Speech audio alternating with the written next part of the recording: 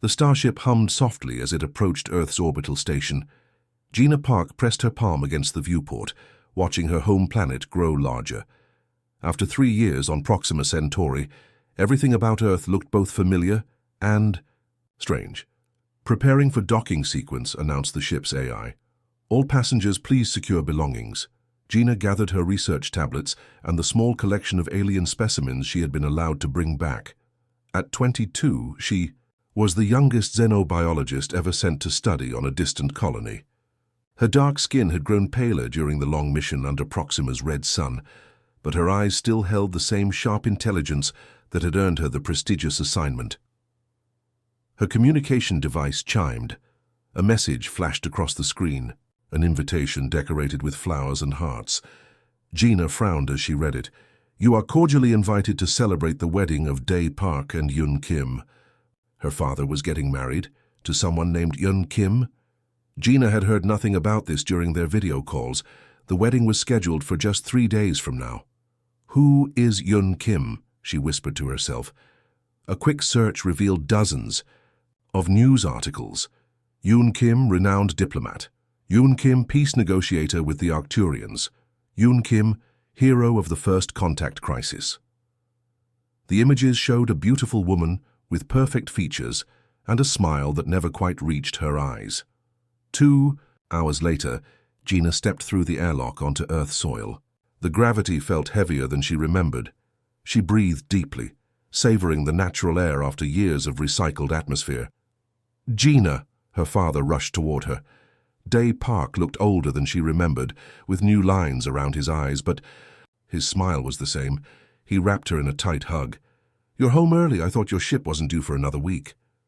"We caught a favorable solar wind," Gina said, studying her father's face. "So you're getting married?" Dae's smile faltered slightly. "Yes, I wanted to surprise you. Yoon is amazing. You'll love her." "I'm sure I will," Gina said carefully. 3 months seems like a short time to know someone before marriage. "When you know," Dae said, waving away her concern. "Gert is special. She understands things about the universe that most humans are just beginning to grasp." As they walked toward the transport pod, Gina noticed subtle changes in the station. Arcturian technology had been integrated everywhere, from the lighting systems to the transportation grid. Earth had changed rapidly since the aliens had arrived 5 years ago. "Tell me about your work," Dae said, changing the subject. "Did you make any breakthroughs?" Gina nodded, deciding to let the wedding topic rest for now. "I discovered a new method for analyzing alien cellular structures. It reveals patterns that our traditional scanners miss." "That's my girl," Dae said proudly, "always finding what others miss." The transport pod whisked them toward the city.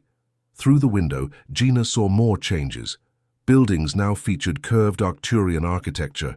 People wore clothing with subtle alien influences. The world had embraced these visitors with surprising speed. At her father's apartment, another surprise waited. Yoon Kim herself stood in the living room. "Welcome home, Gina," Yoon said, her voice musical and perfect. "I've heard so much about you." Up close, Yoon was even more striking. Flawless skin, symmetrical features, not a hair out of place. Her movements were graceful, almost too precise. "Thank you," Gina said, extending her hand. "I've just been reading about your diplomatic work." When their hands touched, Gina felt something strange, a slight tingling sensation, almost electrical. Her scientific mind immediately catalogued the feeling for later analysis. "Your father has been counting the days until your return," Yoon said, smiling. "He's very proud of your research." Throughout dinner, Gina observed Yoon carefully. The woman knew an impressive amount about Arcturian culture and technology. She spoke about their homeworld as if she had visited it extensively, yet Gina knew Earth had only sent 3 diplomatic missions there. Later that night, alone in her old bedroom, Gina reviewed her observations. Something about Yoon felt wrong. The way she moved, the perfect responses to every question, the subtle shimmer to her skin under certain lighting. Gina pulled out her research equipment. One small device, no bigger than her thumb, had been modified with her new cellular analysis technique. Originally designed to study alien biology, it might reveal something about her father's mysterious fiancé. Computer Access all public. Records on Yoon Kim prior to 3 years ago. The result came back quickly. Limited information available. Birth record, basic education. No significant public presence before diplomatic appointment. A rapid rise to prominence. A whirlwind romance with her father. And tomorrow, a wedding that would connect Yoon to one of Earth's leading scientists. Gina made her decision. Before her father married this woman, she needed to know who or what Yoon Kim really was. Part 2. The Investigation. Morning light filtered through the blinds as Gina woke up in her childhood bedroom. She had slept poorly, her mind racing with questions about Yoon. She picked up her small scanner device and tucked it into her pocket. Today was the pre-wedding celebration, and she needed evidence. Gina found her father in the kitchen, humming as he prepared breakfast. "Morning, Dad," she said. "Need any help with the party preparations?" "Everything's taken care of," Day replied. Kern has amazing organizational skills. The caterers arrive at noon and guests come at 2. "Where is Yoon now?" Gina asked casually. "Meeting with some Arcturian representatives. Last-minute diplomatic work before our honeymoon." Gina nodded. "Dad, how did you two meet?" Day's movements paused briefly. "At a science conference. She was there representing the diplomatic corps.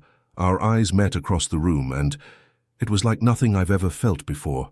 Something in his voice sounded rehearsed. Gina pressed further. "That's romantic. What was your first conversation about?" Day frowned slightly.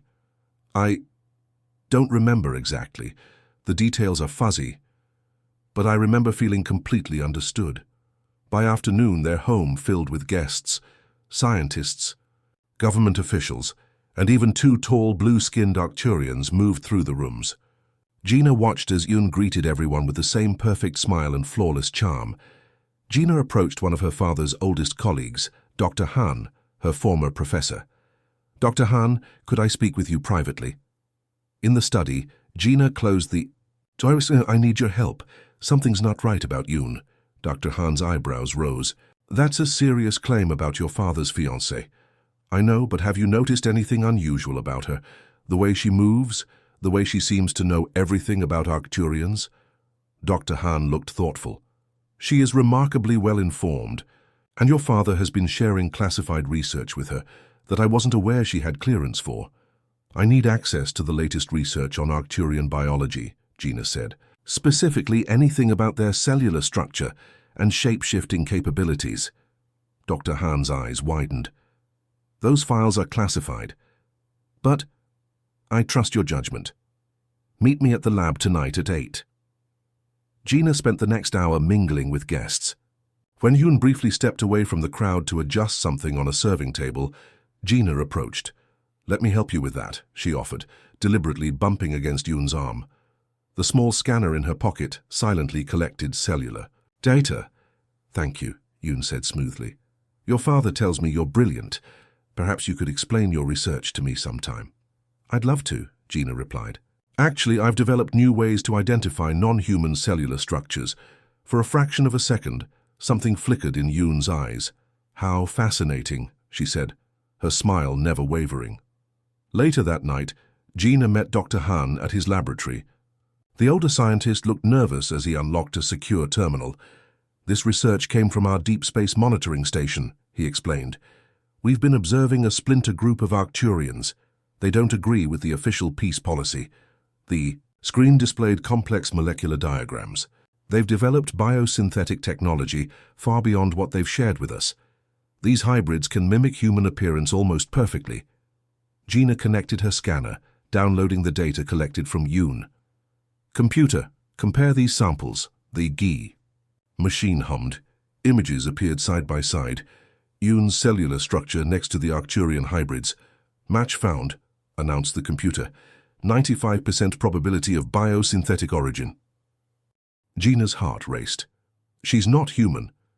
"There's more," Dr. Han said grimly. "Look at these marriage records." A dozen faces appeared, all beautiful people who had married influential scientists or government officials in the past year. All these people appeared suddenly, perfect backgrounds but no real history. And all married to humans with access to crucial technology or policy. It's an infiltration, Gina whispered. But why? The peace treaty may not be what we think it is, Dr. Han finished. The question is, what do we do now? Gina stared at the evidence on the screen. Tomorrow is the wedding. I need equipment that can disrupt molecular camouflage. Dr. Han nodded slowly. I have a prototype. But Gina, be careful. If we're right about this, you'll be exposing more than just one imposter. You'll be revealing a conspiracy that could change Earth-Arcturian relations forever. As Gina left the lab, her phone chimed with a message from her father. Where are you? Yoon is asking about you. Come home soon. Gina took a deep breath. Tomorrow, she would either save her father or destroy their relationship forever. Part 3. The confrontation. The morning of the wedding arrived with perfect weather. Sunshine streamed through the tall windows of the grand pavilion where hundreds of guests gathered. Crystal decorations caught the light, sending rainbow patterns across. The white chairs and flowers. Gina arrived early, carrying a small bag with Dr. Han's device. Her dark, formal dress had hidden pockets where she kept her evidence and scanner. Her heart pounded as security guards checked her invitation at the door. Inside, she spotted her father in the preparation room. Day looked handsome in his formal suit, but his eyes seemed slightly unfocused. Dad, she said softly, can we talk before the ceremony? Day smiled vaguely. Gina, isn't this wonderful? I'm the luckiest man on earth. Dad, I need to tell you something about Yoon. I've discovered— Oh, no negative talk today, he interrupted, his voice unnaturally cheerful. Everything is perfect.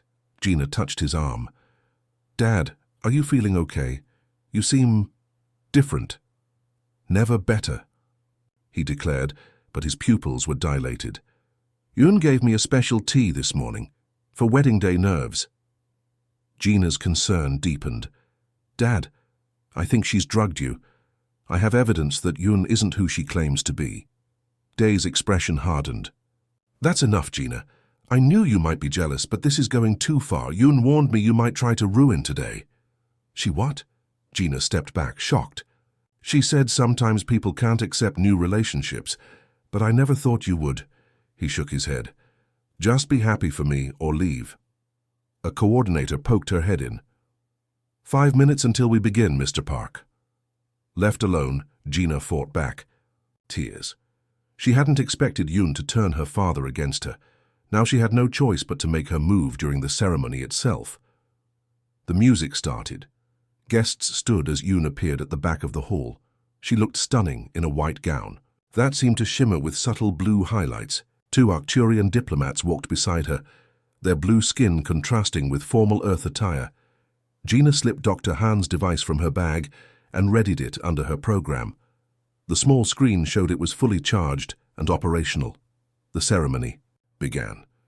Gina watched as Yoon approached her father at the altar. The official smiled and began speaking about love and union between cultures. Gina's finger hovered over the activation button. Just as the official asked if anyone objected to the union, Gina stood. I object, she said clearly. The crowd gasped. Her father's face darkened with anger. Yoon Kim is not who she claims to be, Gina continued, stepping into the center aisle. She is not human, murmurs spread through the crowd. Security guards moved toward her, but Gina raised her hand.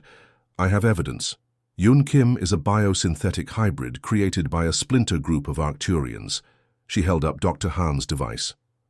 This will reveal her true nature. Yoon's perfect smile never faltered. Your daughter is clearly upset about our marriage day. Perhaps we should continue this privately. One of the Arcturian diplomats stepped forward. Young woman, these are serious. Accusations against a respected diplomat.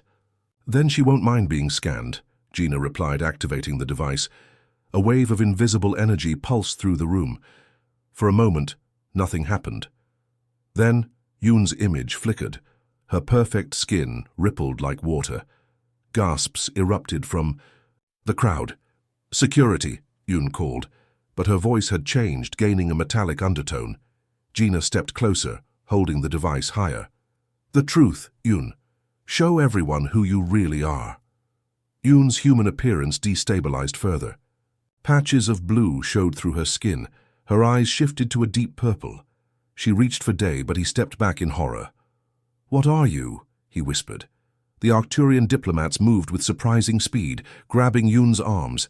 "This one is not authorized," one said in a deep voice. "She is from the Resistance."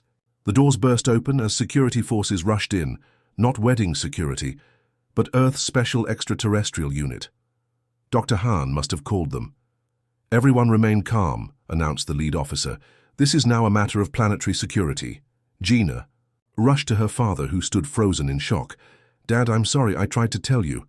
As the officers surrounded Yoon, whose appearance now fluctuated between human and alien forms, Day's drugged confusion began to clear. "What have I done?" He whispered. "What did she do to me?" Gina held his arm tightly. "It's not your fault. But this is bigger than just one wedding. There are more like her." The officers placed special constraints on Yoon as the guests were escorted from the hall. The perfect wedding had become the scene of Earth's greatest security breach since first. Contact. Part 4. The Revelation. 3 days after the failed wedding, Gina sat in a plain white room at the Earth Security Headquarters.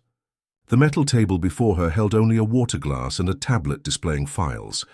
Across from her sat Chief Officer Min, a stern woman with short grey hair. "Miss Park, we need to go through your statement once more," Min said. "Your actions exposed. What might be the largest security breach in Earth's history?" Gina nodded tiredly. She hadn't seen her father since the wedding. "I've told you everything I know. Yoon was not human. Dr. Han helped me confirm it."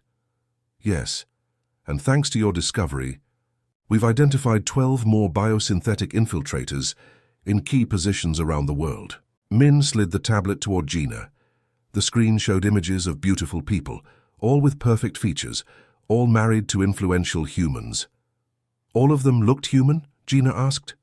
"Completely. The technology is far beyond what the Arcturian Central Government shared with us. Without your specialized scanner, we might never have detected them." A door opened and Gina's father walked in. Dai looked pale and tired, with dark circles under his eyes. When he saw Gina, his face filled with shame. "Dad," Gina stood and hugged him. "I'm so sorry," he whispered. "I should have listened to you." Chief Min gestured for them to sit. "Mr. Park, the tests confirm you were under biochemical influence. A compound in your system affected your judgment and created strong emotional attachment. You're not responsible for your actions." Day shook his head. "I still feel like a fool. I gave her access to my research, my home, my life." "That was their plan," Min explained. "Their bioagents release subtle pheromones that affect human decision-making. You weren't the only one targeted." The tablet displayed more images, other scientists, military leaders, and government officials who had fallen under similar influence. "Have you questioned Yoon?" Gina asked. Min nodded. "We have. The being calling itself Yoon Kim is actually a highly advanced biosynthetic entity named Tai-8. It was created by a faction called the Arcturian Resistance." What did they want? Information, access, influence over Earth, policy regarding Arcturian technology sharing. Min touched the tablet, bringing up a new image, a star map. "The treaty we signed gives Arcturians limited access to our solar system, but the Resistance wants more." "More what?" Day asked. "Resources, specifically water. Their homeworld is facing an ecological crisis. The central government wants to solve it through technology. The Resistance wants to solve it by taking Earth's resources." Gina felt cold. "So they planted these people to influence our leaders?" "Yes, and it was working. 5 key trade agreements were modified in the past month alone, all giving Arcturians greater access to Earth's oceans." Day put his head in his hands. "And I was helping them. My research on water purification, Yoon was always asking questions." A knock at the door interrupted them. An officer entered with a communication device. "The Arcturian High Council is requesting to speak with Miss Park." Min raised her eyebrows. "Put them through." The device projected a hologram. A tall blue figure with elongated features and 4 small eyes arranged in a diamond pattern. "I am Council Leader Sul," the figure said. Its mouth didn't move. The words simply appeared in Gina's mind. "You are The one who discovered the infiltrator? Yes, Gina answered, nervous but determined. The central government wishes to express our deepest regret. The resistance acts against our wishes. We did not authorize this infiltration. Min leaned forward. Yet these biosynthetics use technology far beyond what you've shared with Earth. Sul's 4 eyes blinked in sequence. The resistance stole experimental technology. We have been searching for them. Your discovery helps us as well. What happens now? Gina asked. The infiltrators will be returned to Arcturian space for questioning. We wish to maintain peace with Earth. After the call ended, Min looked at Gina with newfound respect. Your xenobiology expertise saved us from a silent invasion. We need people like you, people who can spot what doesn't belong. Day reached for his daughter's hand. I'm so proud of you, Gina, and so sorry I didn't trust you. Gina squeezed his hand. You weren't yourself, Dad. As they left the building, together reporters surrounded them. Cameras flashed. Questions came from all sides. How did you know? Were you afraid? What's next for Earth-Arcturian relations? Gina faced the cameras, suddenly aware that her life had changed forever. She was no longer just a scientist. She was the human who had exposed the truth and perhaps saved Earth from a quiet conquest. I just paid attention, she said simply. Sometimes the most important thing a scientist can do is notice what doesn't fit. Part 5. The Resolution. 6 months passed since the day Gina exposed the truth about Yun. Summer turned to fall, and the world changed in ways both small and large. Gina walked through the new Xenobiology Security Center, where she now worked as head researcher. The building combined Earth and Arcturian architecture. Strong straight lines met with gentle curves. Through large windows, she could see the city where humans and genuine Arcturian visitors now moved with greater awareness of each other. Her office door slid open as she approached. Inside, her team of 5 researchers, 3 humans and 2 Arcturians, looked up from their work. Good morning, Director Park, said Sun, her human assistant. Any updates on the new detection systems?